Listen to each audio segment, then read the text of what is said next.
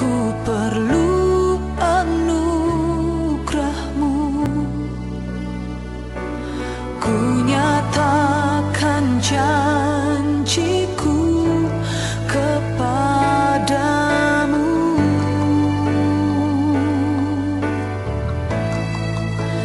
Kalau ku hidup bagimu, hatiku tetap menyembah-Mu. Dunia tak bisa. Shalom, saudara dan sahabatku, komunitas Mazmur 112. Haleluya, berbahagialah orang yang takut akan Tuhan dan yang sangat suka akan segala perintahnya. Anak cucunya akan perkasa di bumi, harta kekayaan ada di dalam rumahnya, angkatan orang benar itu akan diberkati. Dan selanjutnya, mari bersama-sama kita akan merenungkan kembali kebenaran firman Tuhan dalam tema doa syafaat Abraham untuk Sodom.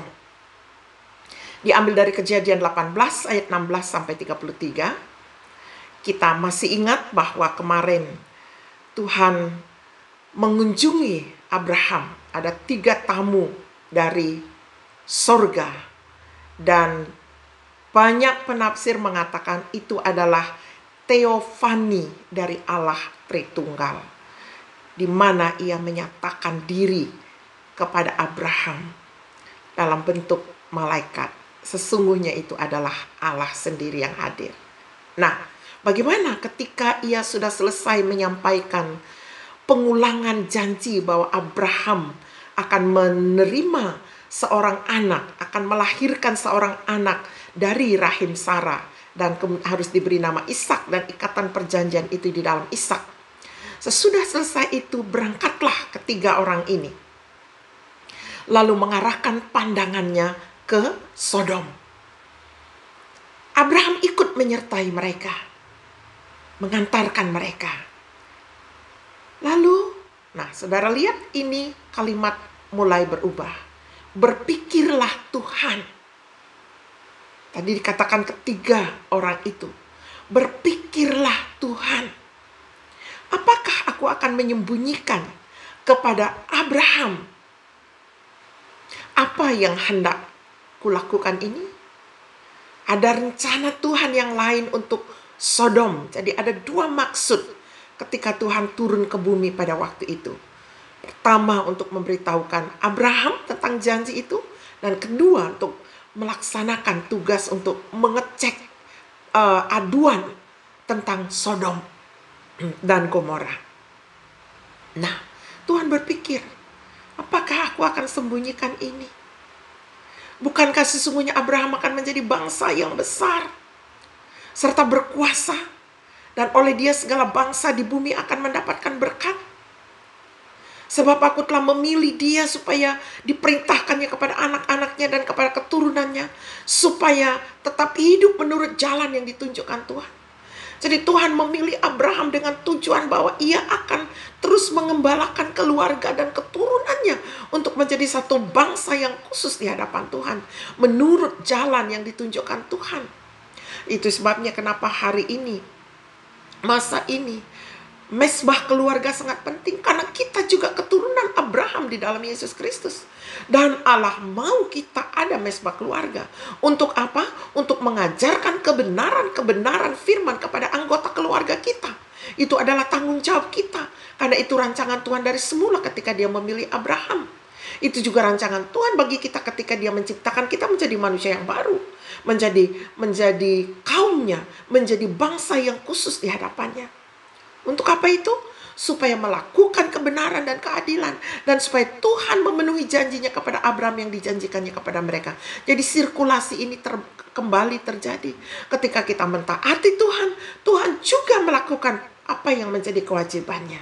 Nah, sesudah berpikir demikian, kemudian Tuhan berfirman kepada Abraham di situ yang masih dekat dengan dia.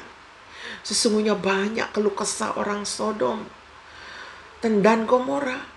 Sesungguhnya sangat banyak dosa mereka. Baiklah aku turun untuk melihat apakah benar-benar mereka telah berkelakuan seperti itu. Karena keluh kesah itu telah sampai di telingaku dan aku hendak mengetahuinya. Lalu berpalinglah mereka dari tempat itu dan berjalan ke arah Sodom untuk mengetahui lebih dekat.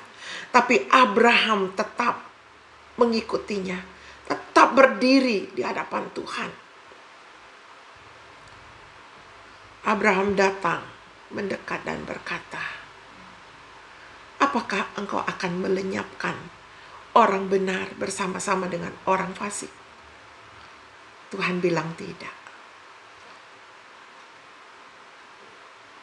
Abraham katakan, kalau ada 50 orang benar Tuhan, apakah engkau akan melenyapkan tempat itu?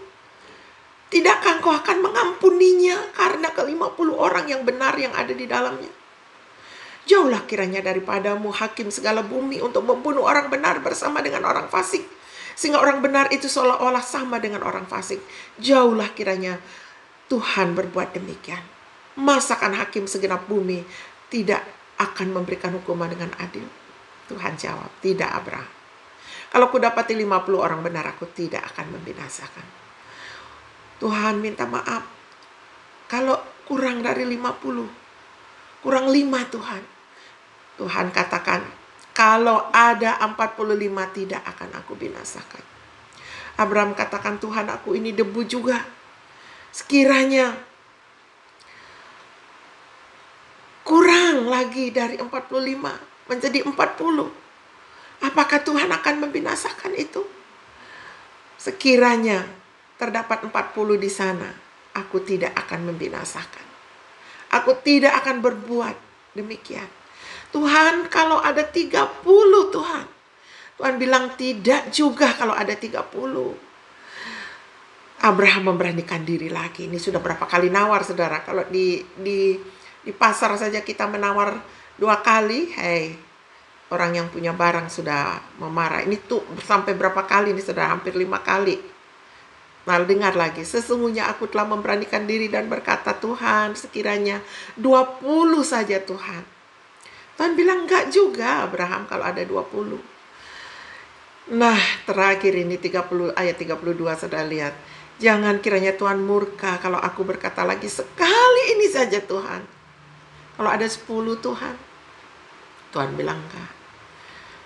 10 orang benar tidak akan kubinasakan bersama-sama. Apa artinya saudaraku? 10 orang benar di satu kota mampu mempertahankan kota itu untuk tidak dibinasakan. Kalau kembali kepada keluarga, siapakah yang Tuhan harapkan menjadi orang benar di tengah keluarga? Ayah dan bunda, ibu dan bapak, suami dan istri ambil tanggung jawab sebagai kepala keluarga, sebagai penolong, sebagai orang benar, sehingga keluargamu diselamatkan, keluargamu diberkati Tuhan. Itu mampu menyelamatkan, mampu menghadirkan orang-orang yang perkasa yang akan Tuhan berkati. Mazmur 112 saudara perhatikan. Anak cucunya perkasa. Nah, satu kota Tuhan butuh 10 orang. Satu keluarga Tuhan butuh minimal 1 orang. Tapi alangkah baiknya jika suami istri bersahati. Lalu pergilah Tuhan setelah selesai berfirman kepada Abraham. Dan kembalilah Abraham ke tempat tinggalnya. Apa pelajaran penting yang dapat kita pelajari di sini? Yang pertama, Abraham memiliki hubungan yang sangat intim dengan Tuhan. Bagaimana dengan kita? Seharusnya kita pun demikian.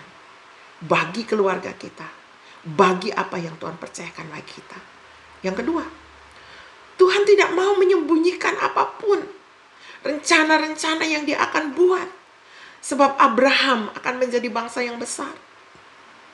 Dan ada Lot keponakannya di sana. Saudara pun sudah dipilih menjadi bangsa yang besar. Menjadi orang yang akan memberkati dunia. Bukankah Dia berfirman, pergilah jadikan sekalian bangsa muridku. Aku menyertai kamu sampai kesudahan alam. Selalu ingat ini. Sebab itu gembalakan layani dan muridkan keluargamu terlebih dahulu. Dengan renungan-renungan singkat yang sudah saya kirimkan di YouTube anak. Setiap hari, ayo duduk di mezbah, berdoa. Dan yang ketiga yang kita belajar, doa syafaat Abraham. Ini doa syafaat pertama dan dikabulkan Tuhan. Lot diselamatkan. Besok kita akan lihat cerita itu. Doa syafaat Abraham, ini doa syafaat pertama yang dicatat Alkitab. Ini adalah sebuah pelayanan yang tidak terbatas. Kalau saudara mengerjakannya di rumah, saudara, ini adalah sebuah pelayanan tidak terbatas yang saudara sedang kerjakan untuk memberkati keluargamu. Yang sangat luar biasa. Yang berikut, ini bermutu tinggi. Dan pelayanan ini adalah pelayanan tingkat tinggi. Itu sebabnya selalu saya berkata, pelayan-pelayan yang bagus di gereja maupun di luar adalah pelayan-pelayan yang telah mengabdikan diri penuh melayani di rumah terlebih dahulu. Kapasitas mereka, karakter mereka akan teruji di situ. Saudara eksis di luar tetapi tidak melayani di rumah, saudara menjadi orang pelayan baperan. Ya. Rumah tangga itu adalah pelayanan yang pertama dan utama yang harus dikerjakan. Di situ karakter kita dibentuk. Nah, ayat hafalan kita.